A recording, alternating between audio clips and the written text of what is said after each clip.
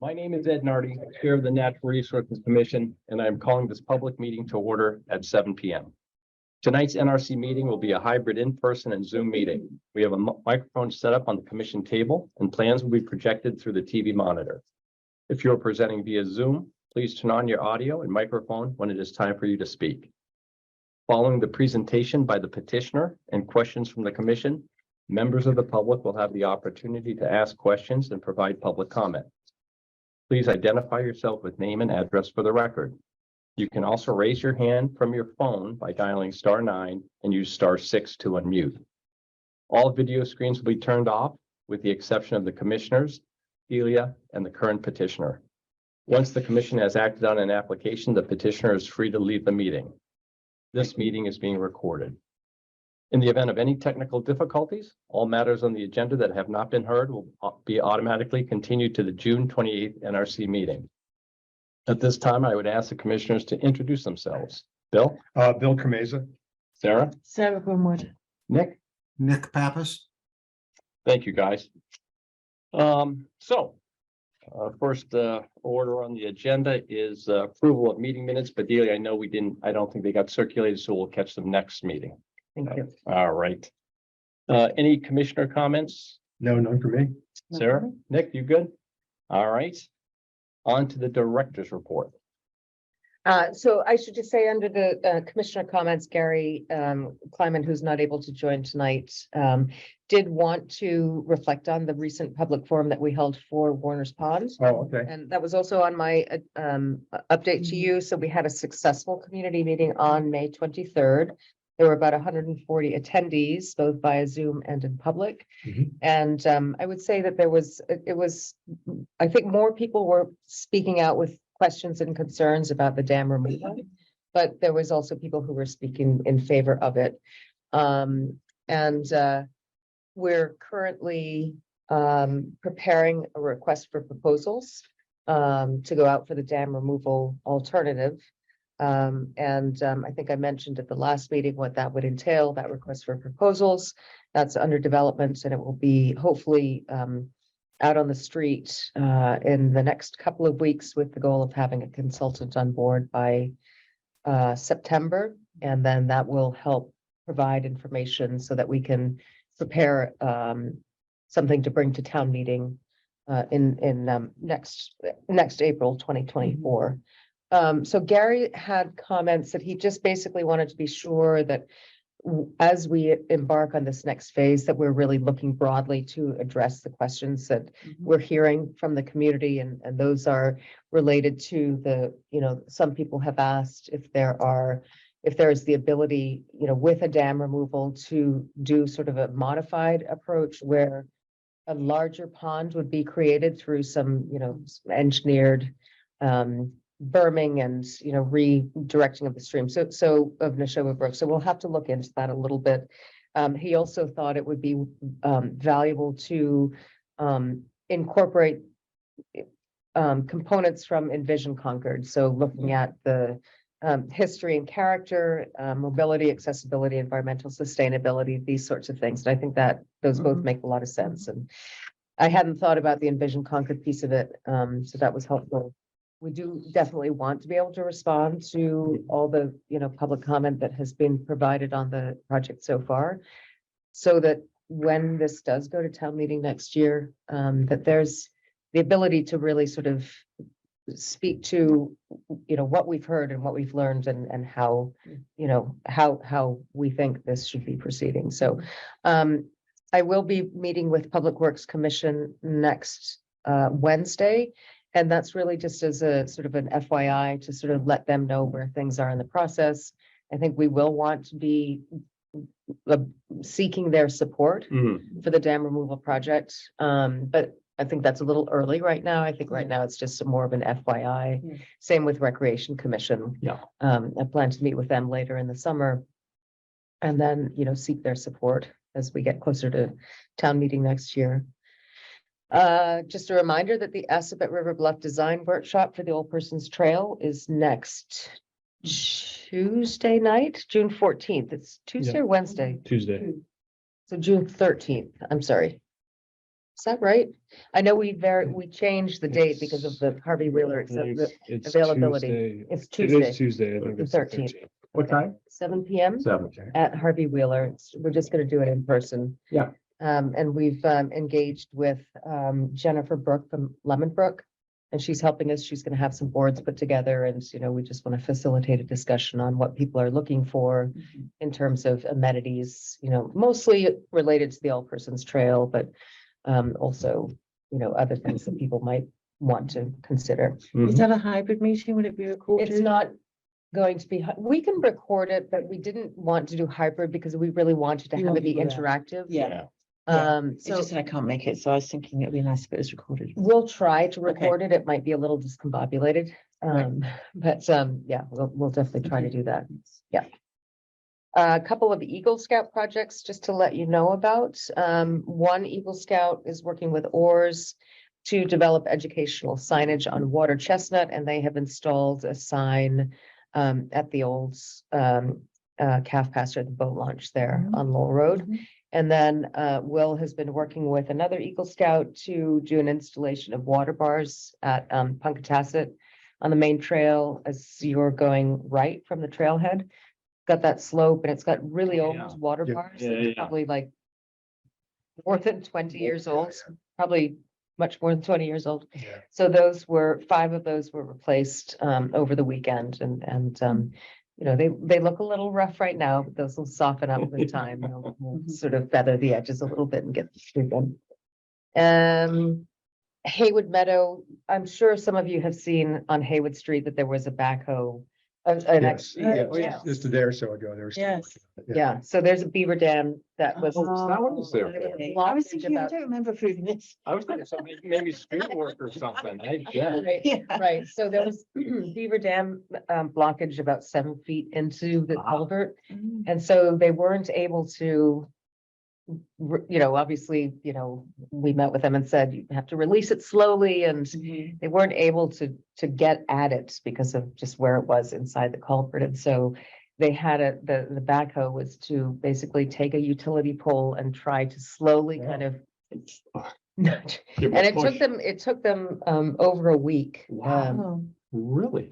Yeah. We were very concerned about Yeah. it, it's Yeah. all hard armored Yeah.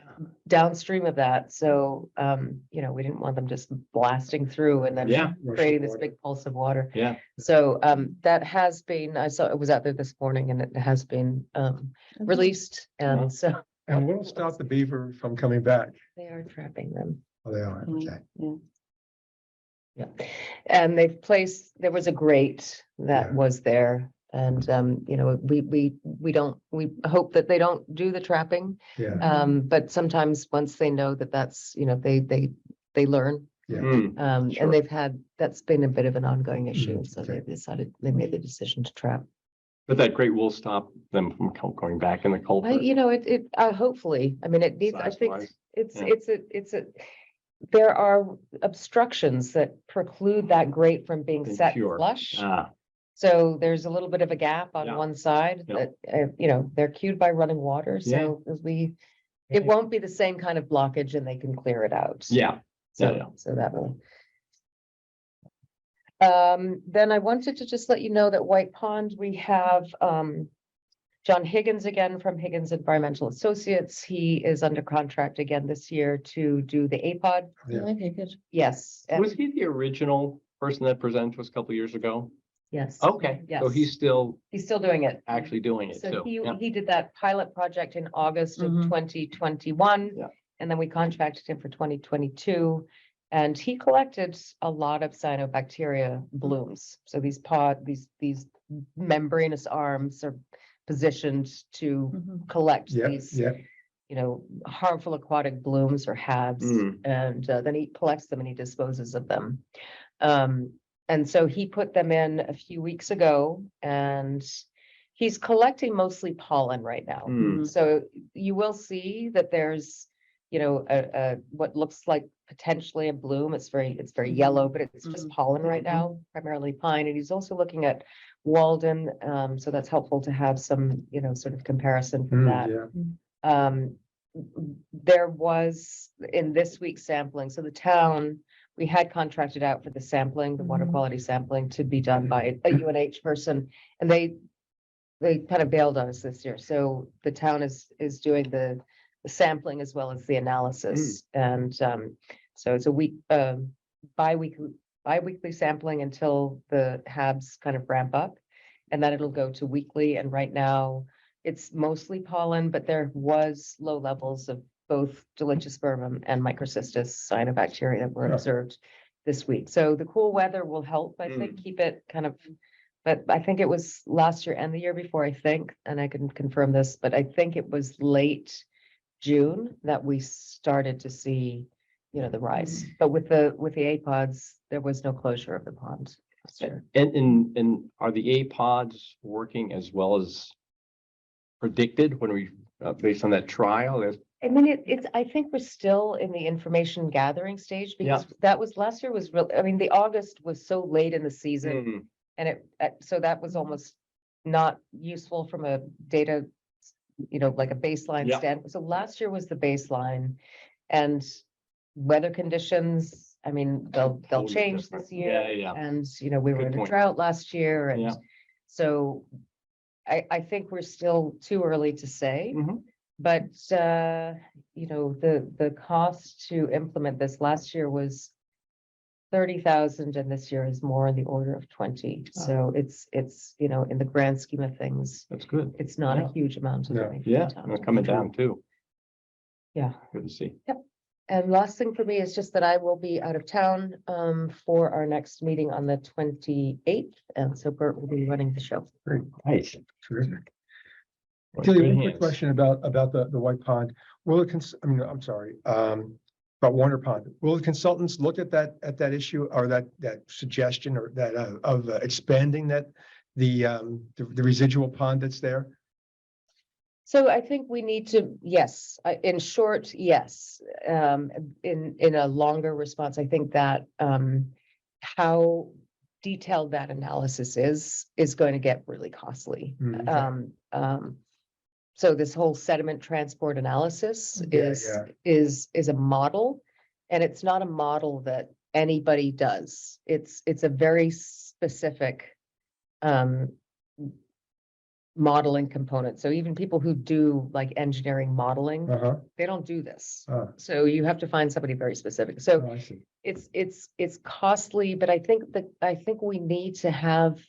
we have to be able to answer that Yeah. Yeah, I question. think so Yeah, too. I big think answer, big exploring it question. all It's a is big really question. important. And the other thing about it though, is we have to look at the regulatory feasibility. I mean, Mhm. if the, state and the federal agencies are not going to be willing to say, I mean, dam removal there, we know they're going to be very supportive of that because right. there's so much ecological value to it. Yeah, But from the standpoint of moving sediment and berming and, creating this really engineered, Manipulating that. yeah, it's a question about whether or not they would,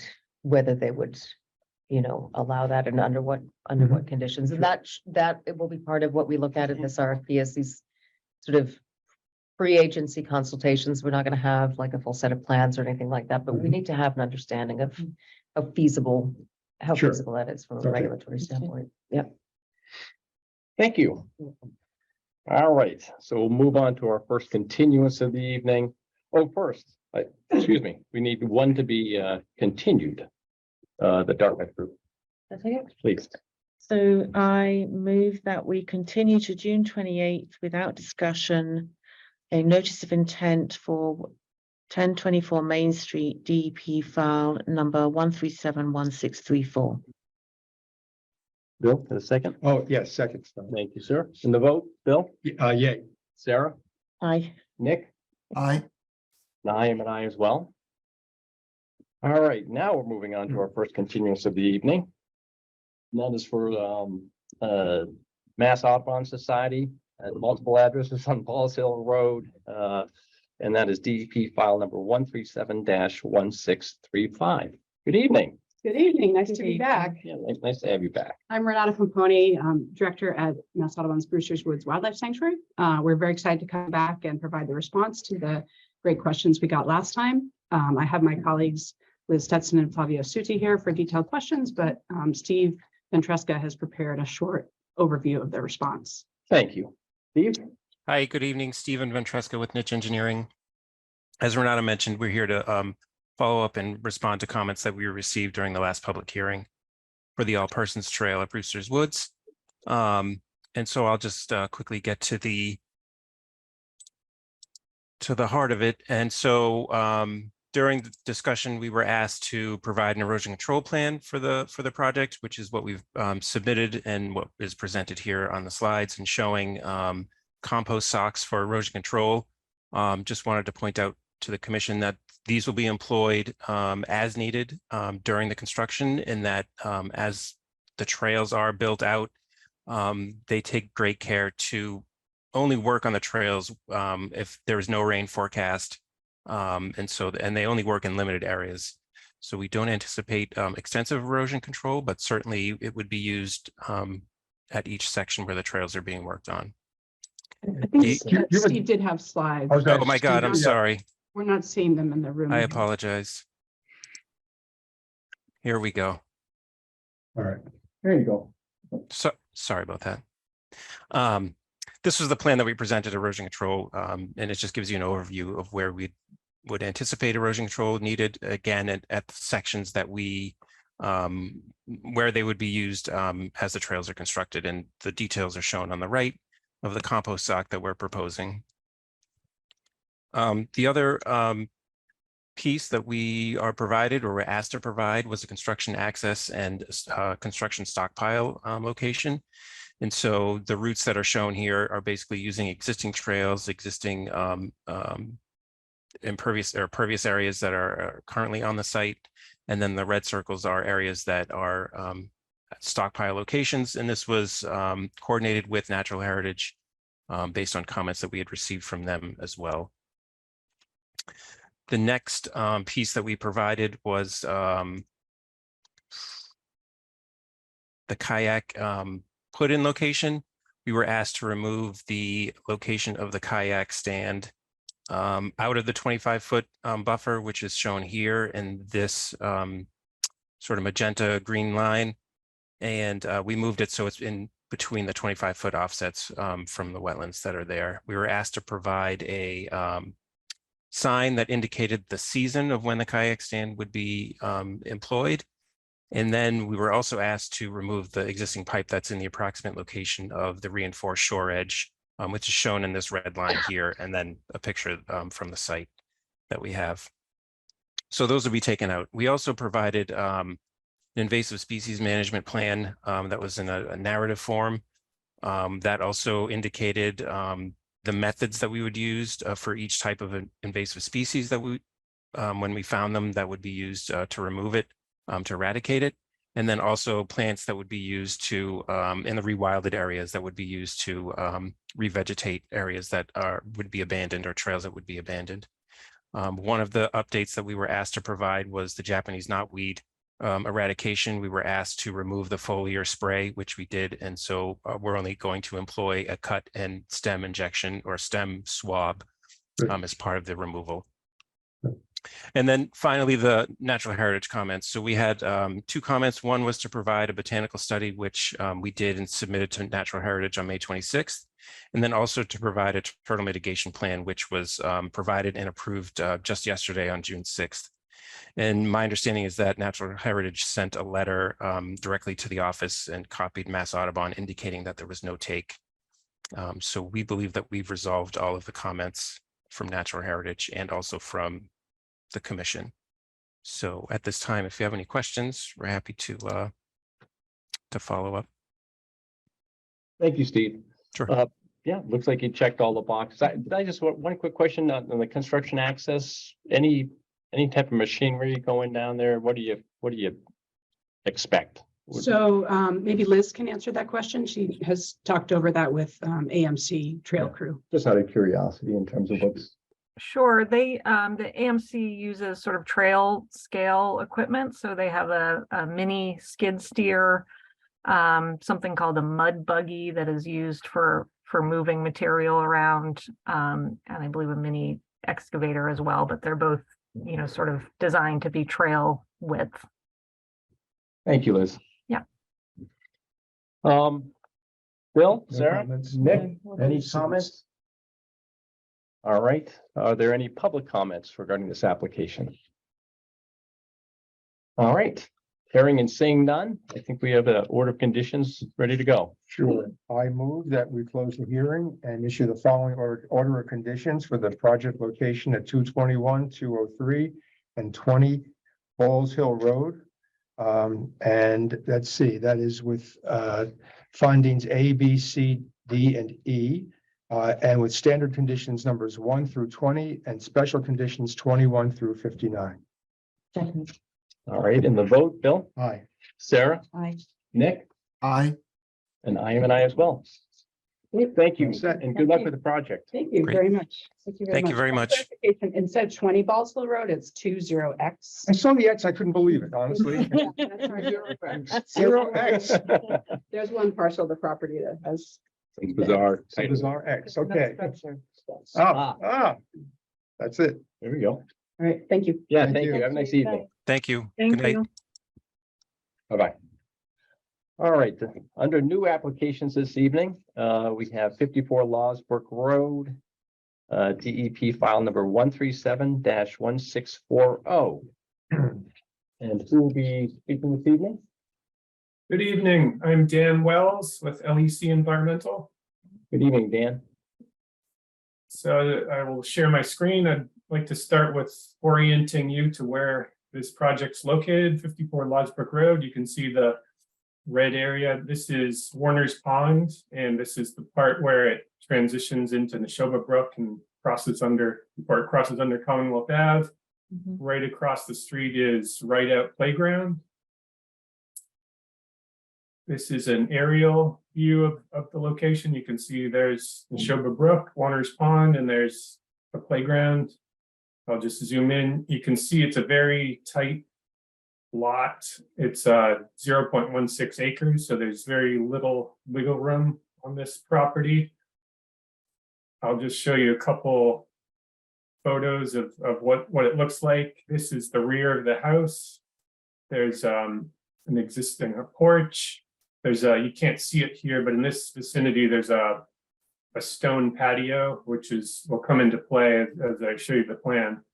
There's a shed, and then you can see it's pretty much existing lawn with fences on both sides running down towards the brook. And here's another view looking the other direction. So you can see those fences continue right down just about the edge of the brook.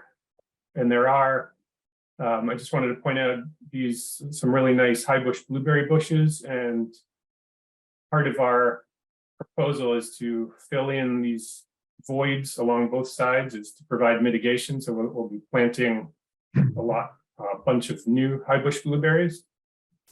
So I'll get to the plan here. So this is, I will zoom in. So the applicants are Linda Olson and Ken Natalie, who are the owners of this property.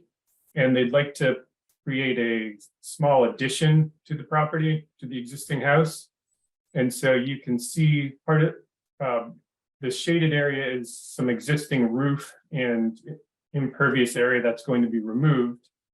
It's going to be replaced. It's kind of complicated. I'll show you some different schematics, but there's a deck out in the back here, extending off where that existing stone patio is. There's a permeable terrace in this area here.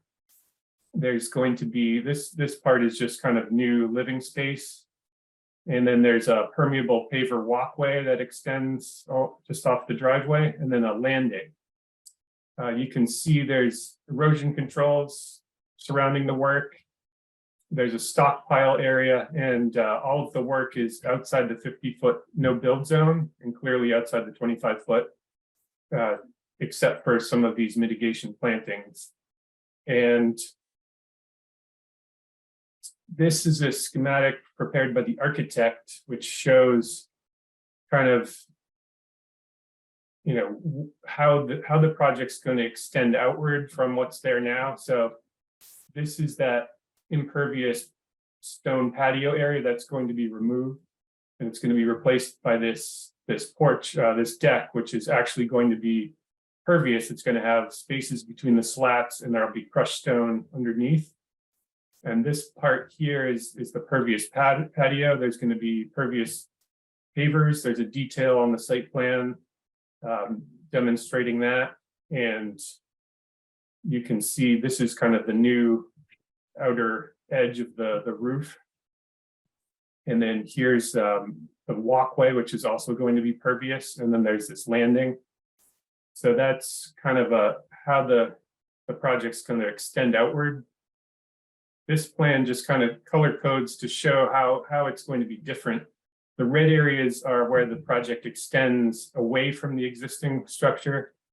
And some of these areas, for example, this part of the terrace and the porch are actually going to be proposed in existing lawn.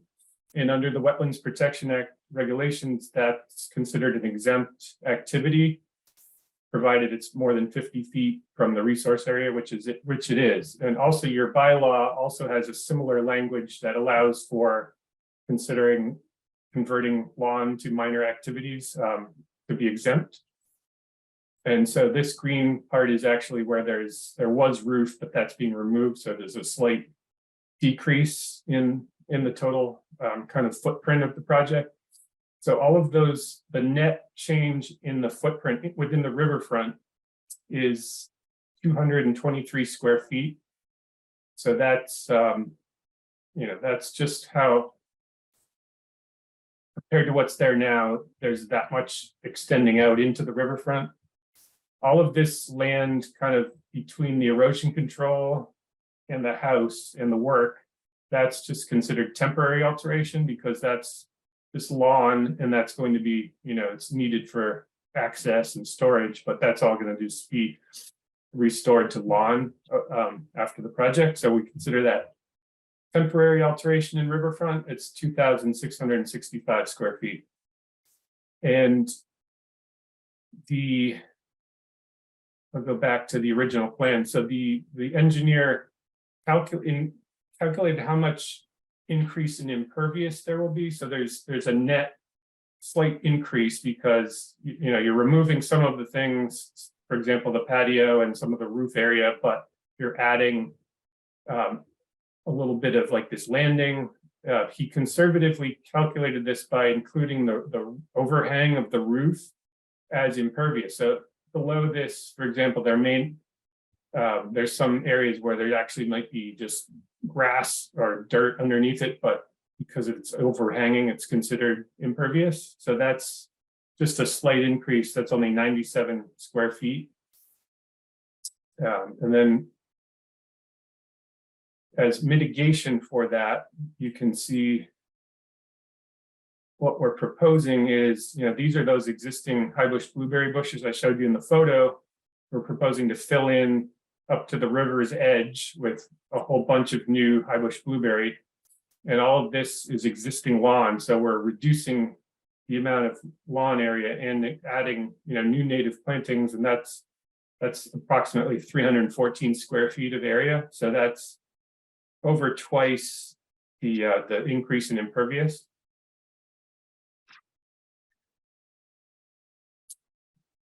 So as I mentioned, it is in riverfront, and the notice of intent provided an analysis of the riverfront regulations, and we believe that this project meets both the part of the redevelopment standards in the regulations and just the general performance standards for riverfront, because we're altering less than 10% of the existing riverfront of the property. Because we can't move the project further from the river. We have to extend slightly into the interior 100 feet. That's why we're providing that extra mitigation of the high bush blueberry plantings. So that is the project. Do you have any questions? Thank you, Dan. Appreciate the overview. Commissioners, questions for Dan? Dan, it seems like a bit of a monoculture with all just the high bush blueberries. Any thoughts about that, or why we only have one? Sure, one plan? the reason is just because of those existing, that's what's there, and they're very tall, they're 4-ish feet. Aesthetically, high bush blueberry is obviously high wildlife value. It does well already on the property, and it's kind of does well in kind of upland and wetland conditions. So obviously we're open to, other species to diversify it, but that's absolutely something we'd consider. Good, I think that's something maybe you can talk with Delia or Bert about. Yeah, I think a little more diversity might be beneficial. Sure. Thank you, Dan. Sarah, anything? No, no, Okay. no. I just had one question, Dan, on the pavers. Is there, kind of a maintenance plan for those pavers going forward to make sure that they stay in good shape and perform? Can you submit something along those lines? Absolutely. We could provide a O&M plan for that. That'd be great. Yep, Yeah. much Sure. appreciated. Yep, that'd be very helpful. I don't know if Delia, do you have kind of a standard, one that's been used in town before, or We don't have a specification for it, but it's generally pervious pavers are supposed to be vacuumed on a regular basis so that they don't silt up.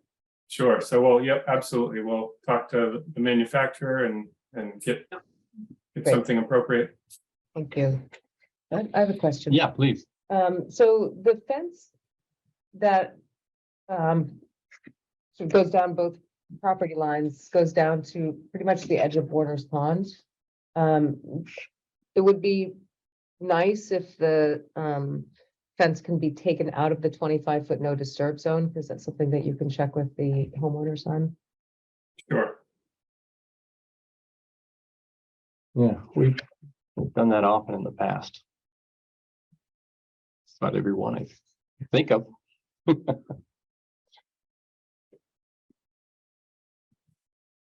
Nick, you good? Yeah, I'm fine.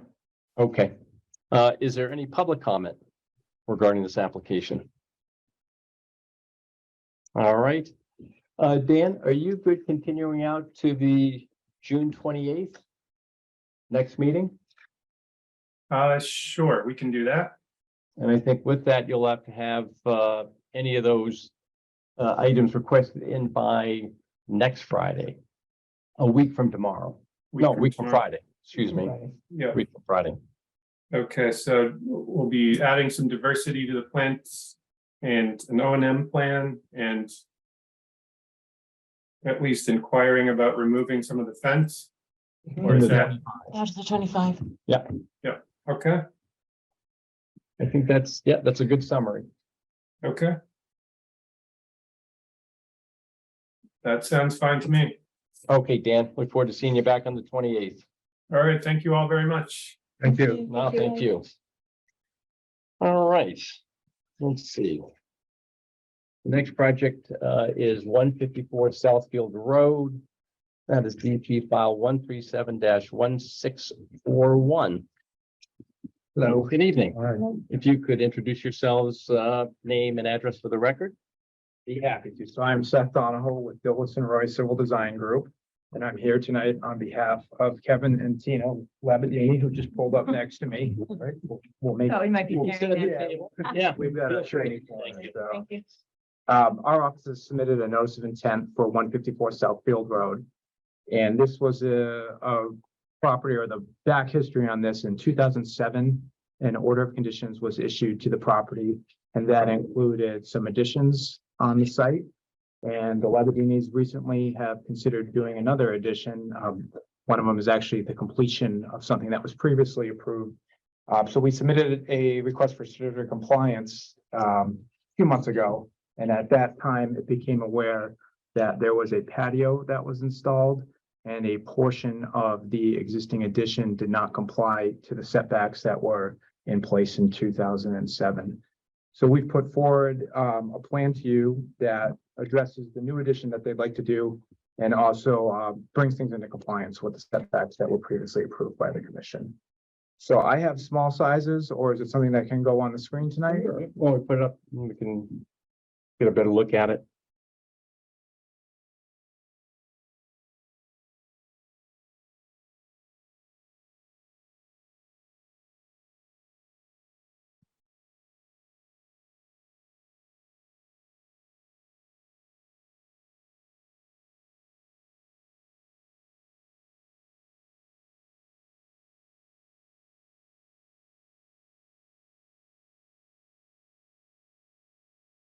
We can work with that. Yeah. Most of it's in the backyard, so you got it zoomed right in perfectly. So this is on the north side of Southfield Road. The site is relatively small. It's under 12,000 square feet. Has the existing dwelling, which is on the bottom of your screen there. There's some various additions on the right side, looking at the house from the street, was the previous addition that was constructed and previously approved by the commission. The plan that was approved in 2007 also included some additions on the back of the house and on the left side. Our current application is for a proposed garage that's on the left side. It's relatively small. It's about 12 feet wide, 26 feet deep. There is a hatched area, the diagonal lines, and that is indicating the area that was constructed that was essentially too close to the resource area. The commission previously approved a 43-foot setback on this property, and we are going to remove that portion of the structure to bring it in compliance with the previously approved setback. There is a deck in that area. That's predominantly the encroachment into the setback was a deck. There is a slight structure underneath it, but the Labadinis are okay with bringing things into conformance with that. It's important to note that the area that's subject to this alteration, it's all existing lawn. There is an existing retaining wall behind the house. So even the additions that are proposed now will be upgrading of that retaining wall. There's no trees in the area that the construction is to occur within. We're showing a limit of work and siltation barrier that's entirely outside the 25-foot buffer zone. There's a small stockpile area should they need it. And on the right side of your screen is the patio that's in question. It's about 575 square feet. It's substantial patio, hardscaped area. And to mitigate for that, we are proposing taking away some of the lawn area, equal amount, 575 square feet, and planting that, both with the plantings that are shown on your screen there, as well as seeding the area with a conservation wildlife mix from New England wetland plants or an alternative mix should the commission decide on that. Right now, the lawn area essentially extends to the bank, the edge of the resource area behind the property. There's almost no vegetative buffer there, so this will be a great improvement over existing conditions by defining that area, preventing anything from going further back there. So the additions are rather small. We hope we've incorporated mitigation to take care of the encroachment of the patio, and obviously, I'm sure they want like to remove a portion of their house, but they're willing to do that to bring it into compliance with the setbacks. I will note that the new addition is much further away from the setbacks that were previously approved, so that's not an issue with what's being done here. So that is why we're here in a nutshell. I'd be happy to answer any questions that the commission has tonight. Thank you. So I think the additions seem, relatively good in terms of its, size is size, whatever you can do on site. And setbacks seem appropriate in terms of the existing conditions. I guess my attention really goes to the existing patio and the after the fact approval of that. When did it go in? When did the So patio? the order of conditions was in 2007. So, Yeah, but the order conditions didn't have a patio on it. no, it didn't. No, so Okay, that's, so that's that's- when the work related to the current additions and everything's there. Ah, I don't know if you have an exact. We did it right after we finished the addition. So Okay. then the additions were done in 07, 08, Mhm, and then you did the patio mhm, 09 or 8, 9. Yeah, So I guess the question is, why did you do the patio without permission from the commission? I truthfully didn't know it was an oversight. Kevin's a landscaper and I think we just went and did work like we. Is When it- he had time, it was a mistake. It does create a situation for yourselves, Mhm. I think. There's that's a 50-foot no build zone. And I think as we looked at it yesterday, just talking about it, we looked at the previous decision in 07, it was the 50-foot no build policy was stated in that decision. The 43 setback was clearly stated in that decision in terms of your addition. And so I'm not sure why you would think that you could go ahead and build into the 50-foot no build zone as aggressively as you did. That is not a small patio. Yeah. And there are other things on that patio that I'm sure required a foundation, like the retaining wall and the fireplace, if you will. Mhm. And those things, if that was brought before the commission today, that would not be allowed. If it was brought before the commission in 07, it would not have been allowed. So I'm just not sure why we're here talking about this kind of improvement, almost to the 25-foot no disturb zone. Was it actually requested in 07 or just not discussed? That wasn't requested, thus it was not discussed. Yeah, it was an oversight and a mistake, and I honestly didn't even think about it. And had, a 2-year-old, a 4-year-old, and a 6-year-old, and we just proceeded with finishing the yard. It was a mistake. Because again, it sets a precedent that's uncomfortable for the commission to allow. My perspective as chair, that's all. It's a singular perspective that it's tough to kind of just turn a blind eye towards it because it sets precedent for anybody else that makes a mistake, comes before the commission, say, I honestly made a mistake, but it could create a significant issue for the commission and the environment if people simply get a pass. And I don't say that lightly in regard to improvements they do without permission. I think it's important to note though that they're agreeing to remove a portion of their house in this as well. So that's They could do whatever they want and That was not built into compliance either. and they're bringing it into compliance and But- part of doing that too. The original order didn't include any of the plantings. They're certainly giving up their yard. And they don't have a big lot. You have kids at home that use the backyard, so. But we should talk about that too, because that also figures in significantly. The mitigation you're proposing is not the correct mitigation ratio. If the commission allows a patio, for example, within the 25 to 50 foot or something, or some other improvement at the 50 foot, right? You're in the, it's a 10-to-1 mitigation. Right. So if it's 500 feet, it's 5,000 feet of mitigation, not a 1-to-1. If the improvements, if the mitigation happens in the 25-foot no disturb zone, it's a 5-to-1 mitigation. This is more value there, if you will, in restoration. I think you got your numbers backwards. No, 10 no, to no. 1 in the 25. 25 to 50, but we're trying to incent people to perhaps improve the more ecologically valuable area, which is the no disturb zone. And so the ratio goes down. So you're doing less okay. in a Okay, Valuable. valuable resource area. okay. But nonetheless, so it's, so we've got two issues really at play. One is, the improvements, which are, again, wouldn't have been allowed then, wouldn't have been allowed now. They got done without a permit, at least from the commission here, or an order of conditions. And so we're at kind of, at a place where, it's open for discussion. The other commissioners have their own perspectives on it, but it sets precedent, which is, again, for me is concerning. And if we were to allow some of the improvements to remain, you've got to struggle to mitigate. Because it's not, as you say, it's not a large lot. No, it's not. So I mean, some of those ratios you threw out, I mean, it's frankly not doable. They would have to half their house.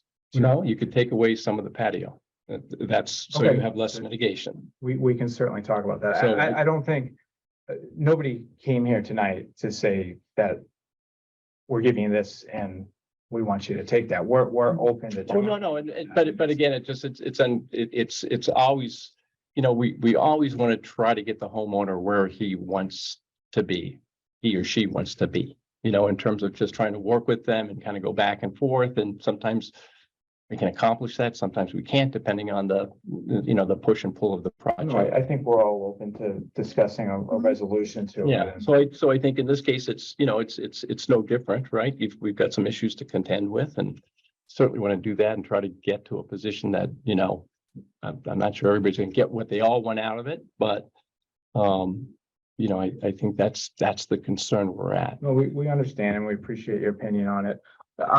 With the area behind that we're proposing to naturalize, much of that has invasive species in it as Mhm. well. It's garlic mustard, bittersweet. Yep. Pretty abundant. Would you be okay with portions of that being included in the mitigation if we were to bring that into a better vegetative buffer? I think that's always part of a Yeah. mitigation strategy. But Sure. it's still gonna be a square footage. Yeah. Okay. So if your invasive removal is on top of your plantings, it's still the same square footage, Right. right? What is the patio made of? Bluestone, Bluestone. Is it jointed or is it open? it's open. Okay. Yeah.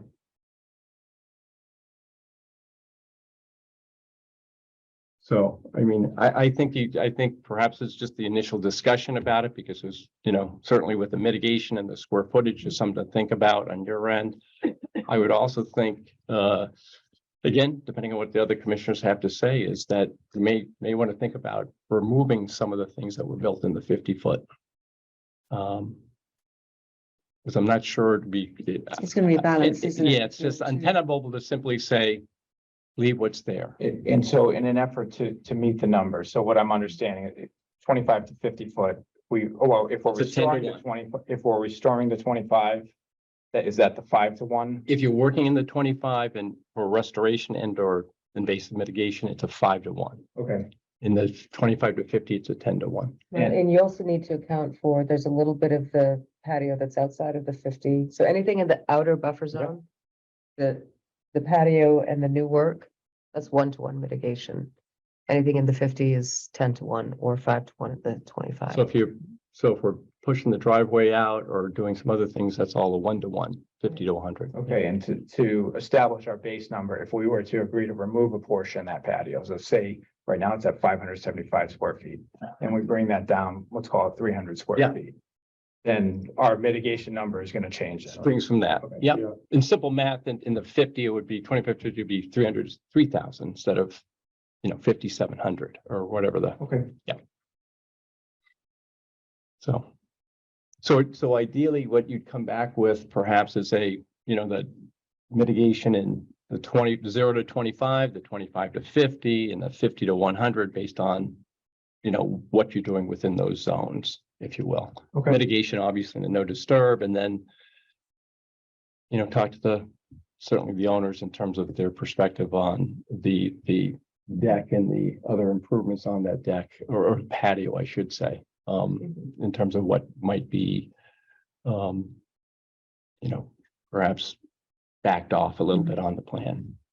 But just to emphasize again, it was mentioned, just to be clear with if you're working in an area, mitigating an area where there's invasive plants, the expectation is that they would be removed as part of that mitigation. You don't get extra for. Yeah, I think for clarification of my point, the area that we're mitigating is entirely lawn. We're leaving okay. alone the Okay. existing brush line. Okay. The issue is there's no invasive plants in the lawn because it's well maintained. Yeah. Right. They have a beautiful lawn. The issue is the area behind the lawn. There's a fringe that goes down to the bank there, Right. and that's essentially choked with invasive Yeah. species in the area. So we could certainly look at including So, that. yeah, so you could remove the enhancing that area. invasives and then put in some good plants there. Yeah. Which, Okay, let's see, Ed, I'm not clear what we're asking. Either we're asking that everything that's in violation of the 50-foot be removed, or we're saying you can leave some in as long as the mitigation numbers work out? No, Very Yeah, different. I think, for example, you know, we've crossed this a couple times before. And this has come on just patio requests in the 50. And people have come to us and said, okay, I've got a patio. Oh, I got a fire pit over here and I've got a, you know, retaining wall that's functioning as a seat on the end. And we've said, that's not going to work. Fire pit's got to go away. The wall's got to go away. The built-in seat's got to go away. We can live with the patio built this way of this size. depending on the particulars of the particular case. So I think Nick, the request is that they, you know, again, I think everybody's catching up on the issue here. I think we're kind of laying out some of the parameters, and I think it's really up for the, perhaps the applicant to go back and digest this information and perhaps come back to us with a more specific proposal. Right, I don't think we're saying exactly how much of that, for example, that patio is to be removed. You'll have to work that out in some sort of, if that's what you're gonna suggest to meet your mitigation numbers, how to do that for us. I'm clear on that. Yeah. And we're not, That's it. Okay, so Nick, yeah, and to Nick's point, we're not really, I don't think we're agreeing on anything. We're giving you some history of what we've encountered. And what we before, can't do. have we dealt with it before, but it's really for you now. If you're comfortable understanding the various issues, and certainly you can speak to staff. Yeah. If there's, you know, lingering questions in your mind about mitigation and how to approach those issues. But I think it's really up to the applicant to come back and say, I understand the issues and the parameters around those kind of discussion points, and here's what we'd like to propose. And that's what the commission can take up more specifically next time. And hypothetically, if the patio is removed in its entirely, then the mitigation's off the table at that point. Well, not all. If you've got certain things that are a little piece of addition or a deck that's going into the 25 for 50, or the 1-to-1 mitigation in the 50 to 100, you'll have a little bit of that, but it's at a much smaller ratio. It's a 1-to-1 ratio, so it's much more managed. Even though it was existing, even though we're not going any bigger than the house already is. It- Lord, It's not, when you say specifically, So on the garage side, the house is actually within the existing house, and within the footprint that was previously approved even. So that they're not encroaching any further with the structure itself. so you're saying what you built was within the existing footprint of the house? No, they have additions on there, but the tail end of the addition that's going into the 50-foot buffer zone, probably barring 3 square feet on that arc there. It's entirely within. Sure, so you're taking away a piece, you're putting a new piece on, and maybe there's 3 or 4 square feet Yeah. that's new, then you'd have to just mitigate for the 3 or 4 square That's feet. completely doable on the Yeah. 12,000. right, Yeah, right, yeah. right. We Yeah. can work with that. Yeah, where if you're taking something away that's impervious and pre-existing and adding something back over it, then it does not. No, we Does not count. can make the numbers crystal clear of how we're deriving. Yeah. What we're So mitigating. that would be really helpful, just have a chart. Yep. Of what, what structure is in which zone and what that square footage Yeah. is. Kind of what you have and what Yeah. you're adding or subtracting. Table that, Exactly. table it and, Yeah. and give you an idea of how it's meeting that ratio that. you're Okay. requesting. Any We have other- some work to do. Yeah. Yeah. Unless there's any comments, I don't know if there was, I don't think there's any public comment. or- I will go out to the public and ask if there is any public comment regarding the application. Is there a hand up? Is that a hand? Or is that just a cursor? Oh, it's a cursor. All right, all right. Good. Yeah, we're all kind of. Okay, so with that, should we, are you comfortable continuing to the 28th? Does that give, so we'd have to be ready Friday? A week from week Friday. Friday. Friday. Does that give you guys enough time to digest this and we can discuss it? And if not, then you can continue. Yeah, If you need more time. yeah, we'll just, continue. Yeah, we'd be happy to cancel them on the 28th then. okay, and if it's something delays that, just let staff know. Okay. Thanks very much. Thank you, thank Okay, have a good evening. All right, let's see, the next application in front of us is for 178 East Ridge Road, DEP file 137-1642. Hi, Eric. Hi.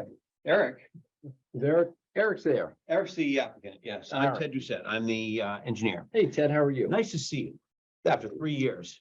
Is that right? Yeah, it's the first time I've done a meeting. That's good. Yeah. Well, welcome back. So this is a septic replacement. Obviously not the most easy site to work with. Right. I could stand up and do some pointing if you want, I guess. That's okay. We could maybe Bert can get the cursor for you on. There we are. It's Oh, better. okay. So So you see the driveway is up out of the screen where the street is, and then everything we see now is behind the house, and you can see how we're kind of hemmed in between the lot line and the wetland to the right of the screen. And the existing septic system failed. You can see it there in the light gray down toward the right, that box, and then there's two lines coming out.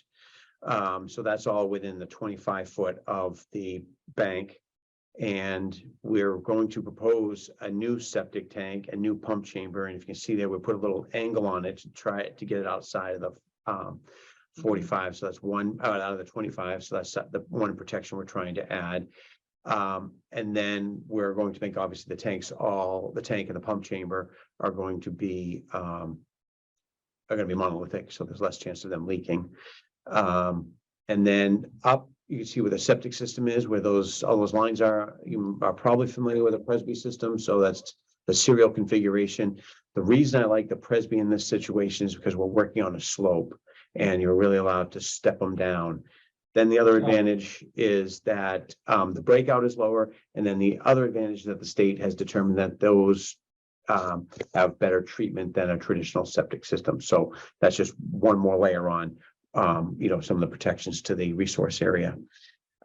It's a fully sized system. Well, it's actually reduced by 40% because of the Presby. That also allows us to do that as well. So it helps it fit in there on the slope, makes it smaller, less impact, and then hopefully less impact with the additional treatment. The soil there was sandy, but the perk rate was higher than I had hoped. So the system's a little bit bigger, but it all fits in there now. One of the issues is going to be access. If we can scroll down the screen just a little bit. Oh, that's you right there. I know. No, scroll the other way. Yeah. So you can see where the driveway comes into the edge of the lot line there, and there's a little bit of room for a truck. There's an existing path where the equipment can come in. So go ahead. To the left of the Yeah. garage as we face the screen? Yeah. So Okay. you want me to? That's okay. Yeah. Okay. Right there, okay. So, and that area is all treed. I have a couple of large trees shown there, but the whole area is trees, large.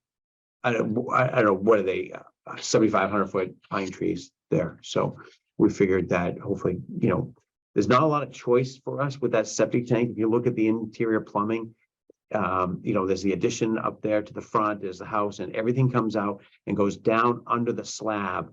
That's a walkout right there where the TBM2 is. That's a walkout. Okay. And everything's below the slab there. So in order to try to replumb this and come out anywhere else is just cost prohibitive. So we're coming out at the same place. The tanks and the pump chamber are stuck there. And we just figured it's easier to put it, even though we're still within the 100. It's a better option than taking down those large mature trees in the front of the house. And there's no real environmental benefit to do that. This has been approved by the Board of Health as well. So you're okay coming around the left side of the garage? Yes, there's a trail there that the contractor's meeting with a homeowner to figure out what we can do as far as trimming branches and coming in from there. All right, could you just indicate that on the plan next go around, just construction access, just noted on the plan? Sure. Just so everybody's clear on that, the contractor Yeah. and any of his Yeah. subcontractors that Yeah. may come into play or Yeah, anything. right, yeah. Anything else, Dan? Okay. Ted, I'm sorry. I got a short one up there. Yeah. I don't have anything. I can either ramble on and tell you all about the little fine intricacies, or I can just leave it there and answer Okay. questions, So one question I have is the new tank and the pump chamber are really hard against the 25. And when you dig the hole, you're going to be in the 25 again. And I respect you taking a tank out of it, but why exacerbate that situation? Can you utch it up away from the 25? So when you dig the excavation, you're not going back into the 25. Yeah, I mean, we put another 45 on it and come up a little bit further. Maybe 5 feet away from it, Yeah. because the overdig is going to be at least 3 feet on that tank or something, Yeah. right? So if you could do that, that would be appreciated. Okay, sure. Because Okay, you're pumping it up anyway, right? At the end of the day. right. Yeah. And I don't think we have, let me just see what the cover issue is there.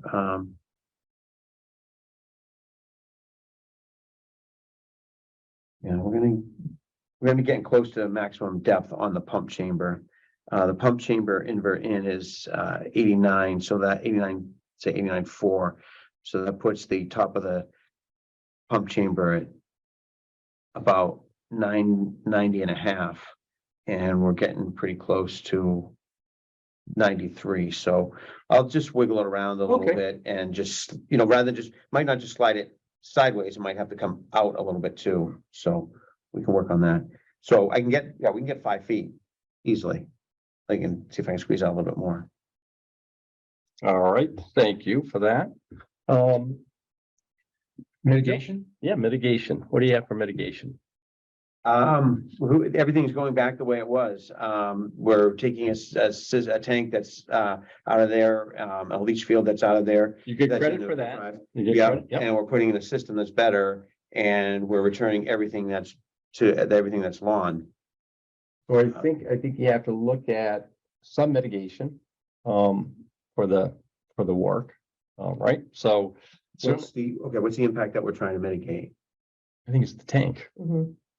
So you probably get an offset of one of the tanks. They look comparable in size, Mhm. give or take. I don't have the exact dimensions, but let's say that they're close, right? You're taking one out of the 25. Yeah. Taking it out or back? Take it out of the ground. No, Yeah. we'll take it So you out. get- Yeah. You get mitigation points for that. Okay. So that's great. But you've got 2 tanks going back in. Let's say one is offset, right? Is that fair to say? Yeah, Depending on the So- size but thinking about the 10-1 versus. or the 5-to-1. Yeah. Might, Oh, yeah. that might be a net. So I guess just providing, so The if you're sizes. taking that out of the 25, that's gonna be mitigation. Okay. You're adding into the 50. And so whenever you're putting structures into the 50, even if they're below ground, Yeah. there's a 10-1 mitigation requirement, but if it's 5-1, Yeah. if you're mitigating in the 25-foot, right? So So it's more mitigation between the Less. 25 and the 50? yes, it's Yeah. higher mitigation in the outer in the outer.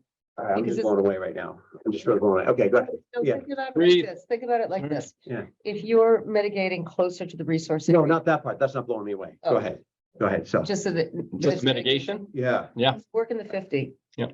It's, but it's going, so from my point of view, the surface is not changing, the runoff is not changing, the impact below grade, there's no impact. I mean, we're putting in a void below grade that's concrete, and it's, there's no additional runoff. We're improving the fact, and, well, at least, you are losing recharge. It's a small amount of recharge, but if you're paving under the ground, you're losing that, Yeah, I you think know, the 50-foot no build is fairly clear. If there's any structure, and it going in? includes below Okay. ground. yep, it's All right. gotta have mitigation. And again, you can account for your removal of the Mhm. septic tank in the 25. So we'd need to know the sizes of the tanks to understand Yeah, that's fair. how it all So the works. new tanks, they've got them down, right? So Yeah. all right, so what about for the leach field? The leach field, you got so much you got the existing leach field that's within the 25, it's within 10 feet and probably in some places. And that's all being moved outside of the 50. That would account for mitigation. How do you calculate it? Because when you were talking about the last one, like the patio, right, that's area that Yeah. you have to, I mean, how do you calculate something that has no surface impact and it doesn't affect recharge? The water still goes into the ground and it may hit the tank, but it doesn't mean, but then it's the same amount of water running off the sides and getting to where it goes. But again, we're not here to debate our 50-foot no build policy. I I'm think- not debating that either. Well, I'm debating the fact that well, we yeah. don't understand what we need to, I'm just trying to get an understanding of what I need to mitigate and how it mitigates. What is the impact of those? I mean, is it just square foot area? Is it Square foot area, volume, or square foot what is it? area. Of what? From a bird's eye view. Of Square- footprint? Of a footprint. Yep, correct. Yep. So again, I think as Delia mentioned, same kind of credit or offset regarding the existing field Mhm. as opposed to the new field proposed. All right, so it's a calculation about what am I mitigating it with? Am I creating additional resource you're- area? if you have- Maybe you I may should come not talk to be- Delia or something, maybe. Yes. Yeah, but I mean, what do I do good if the You could, 5 to 1 area and the 10 to 1 area, it doesn't meet what I'm So doing. you What, would what, plant what are like good native things? shrubs or something like that, native trees, native shrubs, invasive removal, there's. Those are low hanging fruit that you can do, but your Right. numbers may work so that you don't need additional mitigation. we don't know the backstory of the leaching field and Right. whatnot. Only you can provide that in terms of some type of table that says, here's the existing leaching field, here's the new leaching field, Yeah. here's the delta. Right. Square footage. And by zone, you know? Yeah, yeah, Okay, Yeah. great. Thank you. okay. Before we go, So, no, Yeah, so, please. so if I remove, say, 200 square feet of trench, I'm eliminating that. I just don't, how do I mitigate for that? I be it by saying I'm removing that is, I mean, it's no longer there. I can't even figure it out because it's usually not impervious sure area. Yeah, I don't understand. I mean, it's, I no, don't no, know. I don't think it's hard to figure out. I think it's, I mean, I think you can still just consider it that, even though it's underground, it's still impervious. the leach field, the existing leach field's Not the leach impervious. field, No, the tanks. The tanks. It's as if you put as if you put a basement in, not that it's a basement, but I mean, if someone was putting a below ground structure to build something on top of it, even though the wood above might be impervious, the concrete basin isn't underneath right? If you say so, I am just, my head is spinning because that's where we're at. a new concept. So Mike, Yeah, it is. I may recommend if, you could talk to staff a little bit Yeah. more in terms of strategies or approach in terms of mitigation, right? So that might be helpful. Yeah. As you kind of take a second look at this. Okay. Tomorrow. Mhm. But I before we go, any further comments Nothing from the else, commissioner? nothing else from me. Okay, and any comments from the public? Or in the public left? All right, seeing none, do you want us to, Next hearing, please. like June 28th? Yeah. So things will have to be in a week from this coming Friday? Yeah. Okay. Thank you. Okay, thanks. Thank you. Thank you. Thank you. All right, moving on to, Do you request continuance? I will. Do you have to formally make it? nope, No, we're you're all all set. set. We don't have to do, informal is okay. Okay, right. Yeah, But we're all that's set. what I'm saying. It's on the I know record. We went, I don't know if we actually covered that. Yeah, we did. Yeah, We you're did. set, See you you're on the set. 28th. All right, we've got, I believe, 3 closed and issue on order of conditions. The first one up is, Let's see, I think I have the Sims first development. one, and that's Sims Development, Yeah. yes. Mhm. So I move that we close and issue an order of conditions for 53A and Ursunak Hill Road. And with DEP file number 1371633, with finding A, and with standard conditions 1 through 20 and special conditions 21 through 52. Second. on the vote. Aye. Aye.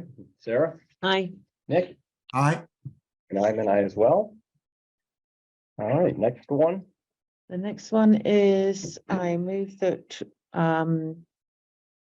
we close and issue an order of conditions for 461 Old Bedford Road, which is DEP file number 1371636, with finding A, standard conditions 1 through 20 and special conditions 21 through 54. Do we have a second? Aye. Yes. All right, and we'll take the vote. Bill, Aye. Sarah, Aye. Nick, Aye.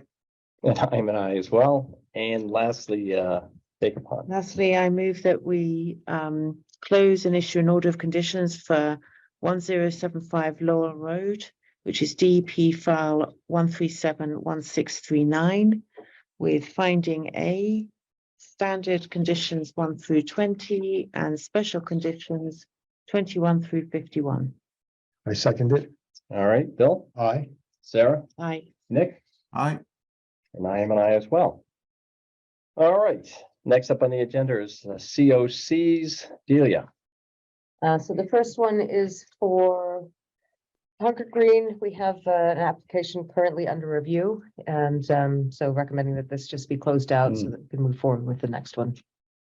And the second one is for 557 Sudbury Road. That was for an addition that was never constructed. All right, so we'll need a motion on that. So I move that we issue certificates of compliance for Concord Green, 1024 Main Street, DEP file 1371316. And for Moss, 557 Sudbury Road, DEP file 1371210. Second, All right, Bill, Aye. Sarah, aye. Nick, I, and I am an aye as well. All right, last on the agenda, minor mod. Delia. I think we have the representative here. Oh, Is that correct? Yeah, Brian. Okay. hi, Brian. Good evening. Hello, how are you? Good. Do you want to, any background on this, Brian, or Oh, excuse me? do you want to make a statement, or you want us just to kind of? Sure, I'm have a just discussion?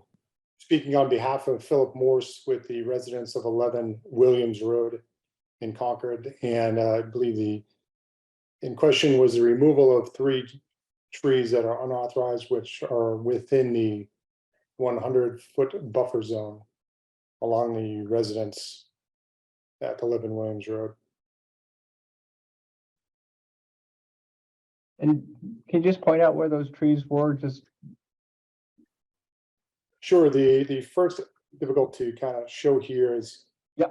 So there's a 14-inch maple, which is this one down in the corner to the bottom left. well, I don't think we, I'm sorry. right here. Yep. Okay, And then the one above that is a 24-inch pine. And then the one above that one is a offshoot of a 14-inch maple. all right. Thank you. And Delia, I think you suggested some mitigation for that, and are we Brian, are you agreeable to the mitigation that's been proposed? Absolutely. Okay, do we want to just read it into the record? 2-to-1 mitigation of Okay. native trees. And then I think that Bert also made you aware that prior to the homeowner purchasing the property, there was a partial certificate of compliance that was issued. But there were outstanding conditions that will also need to be addressed. So there were pheno markers that were installed, but they were not engraved, and they were supposed to be engraved with no mow beyond this point. So those Mhm. have to be reinstalled. And then there's some construction debris at the edge of the lawn that has to be removed. And then the site stabilized with a native seed mix, and you just need to provide us with that native seed mix. And I think you sent that information to him, right? Yeah. Yep, and I was emailing with Brian earlier. We're gonna meet on Monday and go over all that, and we can go over where the mitigation is gonna go as well. Great. Great, okay. Do we need a motion for this, Delia, on a minor mod? Okay, And I think we had suggested a time frame of August 7th. That's correct. Yeah. Yeah. Maybe with the exception of seeding, which should happen later. yeah, that's true. Mm. Okay, so let's make that an exception beyond the 7. Yeah. Okay.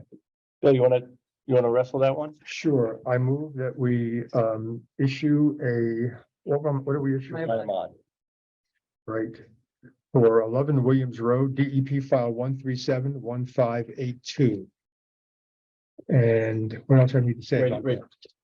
The staff recommendation. Okay, staff recommends a 2-to-1 mitigation of native trees and a 2-inch caliper. And replacement tree location should be noted on the plan and be within the 100-foot buffer zone.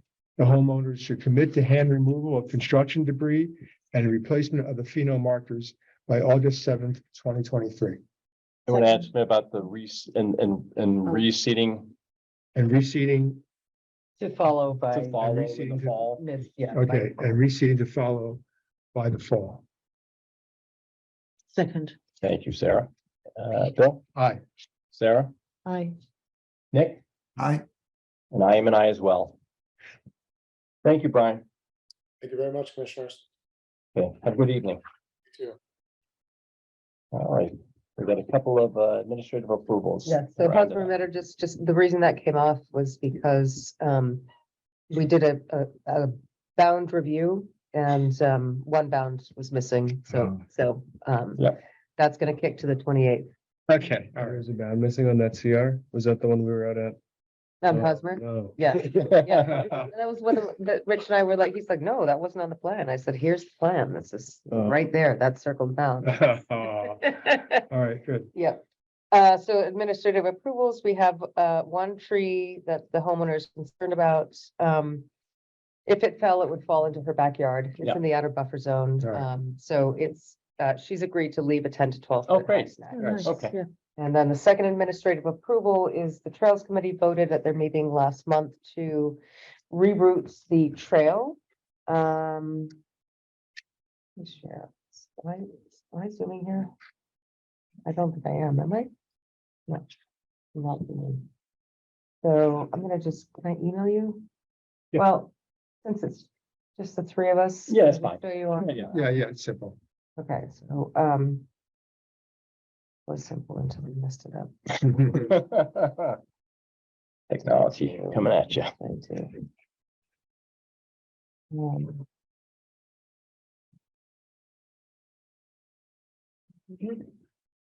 Red blue. Okay. there we go. So, this is, I've got one more. The old rifle range is this property here. This is the main trail. And as it goes past this trail intersection here, it's very entrenched and narrow and wet. And the slope here goes very steeply upwards, and it does in this area as well, but we're gonna do some repairs with that. We don't have a good fix to this, and so the Trails Committee decided that the most useful thing to do would be to reroute the trail so that it does this Mhm. around the wetland. So it's a change, and it's a little unfortunate because it takes you away from the historic route that leads you to Target 4 of the actual history of the old rifle range. But this is what the reroute looks like. So this is the existing trail here. And these are the tracks that, various tracks, but it's essentially just Yeah. getting Mhm. this here. So it moves it further from wetlands. We think it's a better solution. So we just wanted to be sure that NRC is on board with that. So Nick's can't see that. I'm sorry, Nick, can Nick. we? Are you able to see it if I do this? I'm sorry, Nick. No, no, not very well. It's okay. Okay, I can. I heard what you said. I heard your description, fine. Okay, Mhm. perfect. Yeah, if you could email me, just so he has it. Yeah, for- I will do That'd be that. great. Okay, perfect. Thank you. Good. Yeah, I think everybody good with that? Yeah, Yeah, All absolutely. right. I think with that, we are adjourned. 5 Thank you. minutes over the prediction. Thank you. We've gone over.